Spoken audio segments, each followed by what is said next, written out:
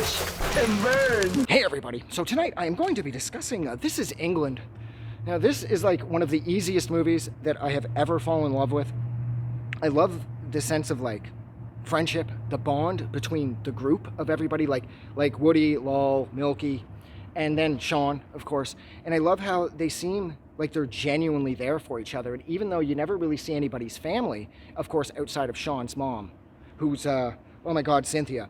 And Jesus Christ, Cynthia's hair.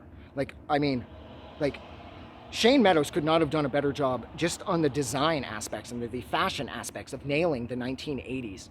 Like Cynthia's hair, Jesus Christ, she looks like Weird Al Yankovic from like the UHF days, you know?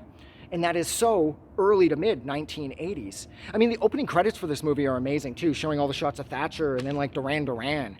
And the war in the Falklands, of course, which does play a somewhat significant part in this. Now, everything I know about the Falkland Wars, I learned from Crass, the band. Specifically, Yes Sir, I Will. What's the line there? Prince Charles said to the soldier, he said, get well soon. And the heroic soldier replied, Yes Sir, I will. And Sean's father is killed fighting in the Falklands. And as we all know now, the war in the Falklands is sort of like Britain's Iraq, where Argentina was looking to claim the Falkland Islands as theirs, but Britain saw Argentina as sort of their property, and they didn't like that, so the British military went in and sort of kicked the shit out of the Argentinian military. But in the process, a lot of British soldiers were killed, and a lot of Argentinian soldiers and civilians were killed needlessly. And Sean's dad is one of the victims on Britain's side. And Sean's getting picked on at school because of the way he's dressed. He's wearing these weird fucking flood pants that aren't exactly in style anymore. Some kid makes a crack about his dad fitting in an ashtray. And then Sean's walking home all disgruntled, and he meets Woody and Gadget and the rest of the skins hanging out. And Woody does his best to make him feel like he's part of the group. And then they just sort of hit it off. And Sean, even though there's somewhat of an age difference between Sean, who's like 11 or 12, and Woody and Lol and Smell and the rest of them, they're all like late teens, early 20s, he very quickly becomes part of their crew. And it just picks him up, and it gives him like a place in the world. And they turn him into a skinhead, of course, which I know that word has been perverted. If you just say the word skinhead now, people automatically associate it with Hitler. And that's unfortunate because real skinheads aren't into that. It's like, you know, boots and braces don't necessarily make a racist, right? It's the one thing I will argue, though, the very easy way to identify between like real skinheads and Nazi skinheads, or the Nazi skinheads are fucking obsessed with telling the world that they worship Hitler.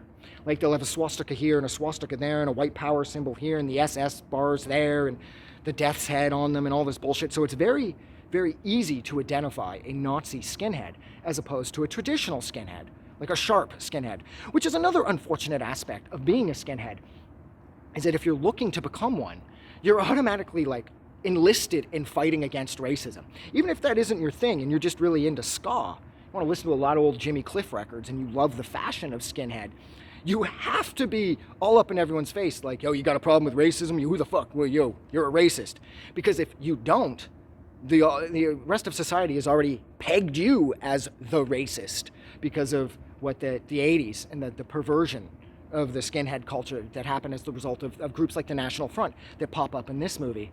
And all the fucking American, like the Tom Metzger shit with the white Aryan resistance and all the, oh Christ, right up in here with the Heritage Front back in the 90s, and oh, Jesus Christ, the Nazi skinhead thing completely screwed up the traditional skinhead thing forever. And it's unfortunate because if people would just sort of look at these things a little more rationally, like I said, Nazi skins love swastikas. It's not hard to point out or pick out a Nazi skinhead. Traditional skinheads aren't cool with that at all. They won't have any patches like that anywhere near them. And that's how easy it is to tell the difference. It's too bad. But unfortunately, when I was in high school, they were all Nazi skinheads back then in the 90s. It was like hip in Pickering at that point to be a skinhead, like a Nazi skinhead. And yeah, now I'm thinking about it, I think I've only met like 4 traditional skinheads, and the rest were all Nazis. So, but anyways, yeah, everything's going along perfectly fine until Combo Woody's best friend who ended up doing 3 years for Woody because of some crime they committed. And when Combo was caught, he of course didn't rat, but he's not the same.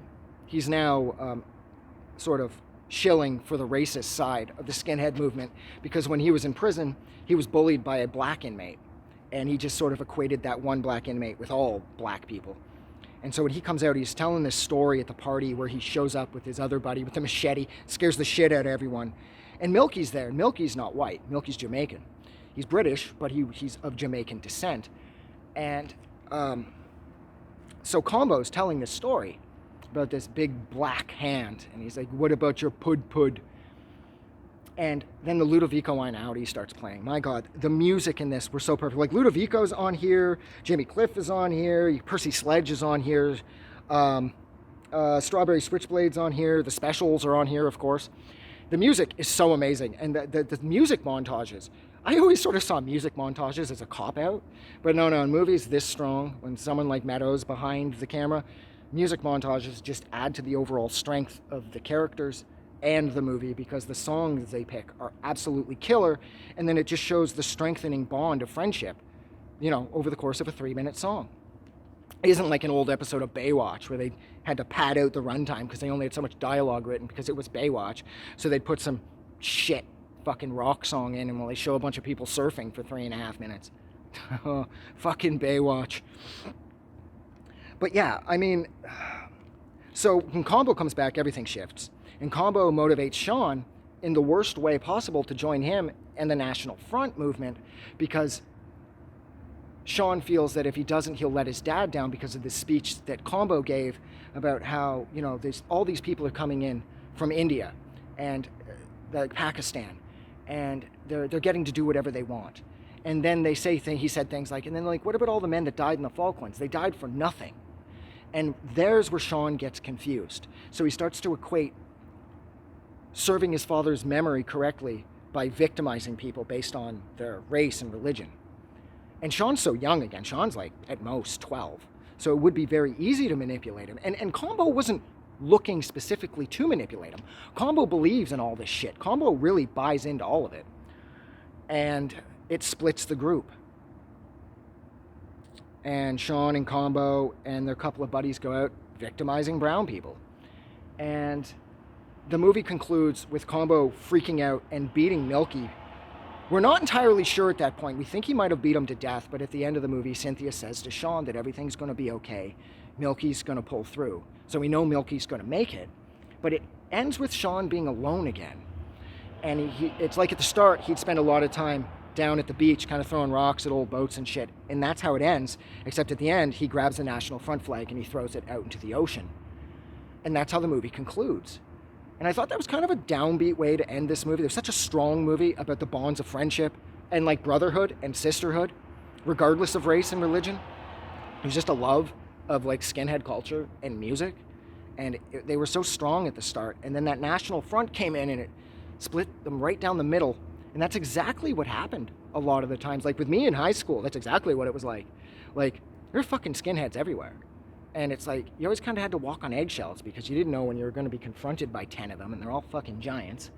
And you never really felt safe. Like, am I with this group of people? What do they believe? I'm now with that group of people. What do they believe? Can I say this? Can I say that?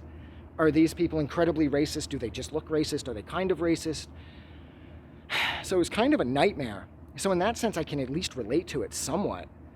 And I was like punk as fuck in high school too, so skinheads hated me. But yeah, of course they'd always pick on skinny little white punk kids because they could go back to their skinhead friends and say they just beat the shit out of a Jew or something, right? God damn. What else did I want to say? Yeah, it's interesting too because this movie does carry on in the form, if I'm not mistaken, 2 TV miniseries. And in the second one, as it turns out, Lol and Woody aren't dating anymore because Lol ends up sort of sleeping with Milky while she was dating Woody, and she gets pregnant and has a kid with him. And this completely splinters the group again. And the 2 miniseries were so great. I'm so glad that this movie got to be fleshed out by way of a TV miniseries because you got to learn so much more about these characters that I'd loved so much from the first time that I saw this movie. So the ability to sort of flesh them out more is just so exciting. And that's exactly what happened with the 2 miniseries that followed. And I think that's all I'm going to say. I think I'm going to leave it there. So, like always, thank you so much for hanging out with me, Jesus Christ, for a little over 10 minutes while I discussed This Is England. Like always, if you like this review or you like this movie, don't forget to go out and do something nice for somebody. But most importantly, never forget that the world kicks so much more ass because you are in it. I'm getting out of here. Have a good night.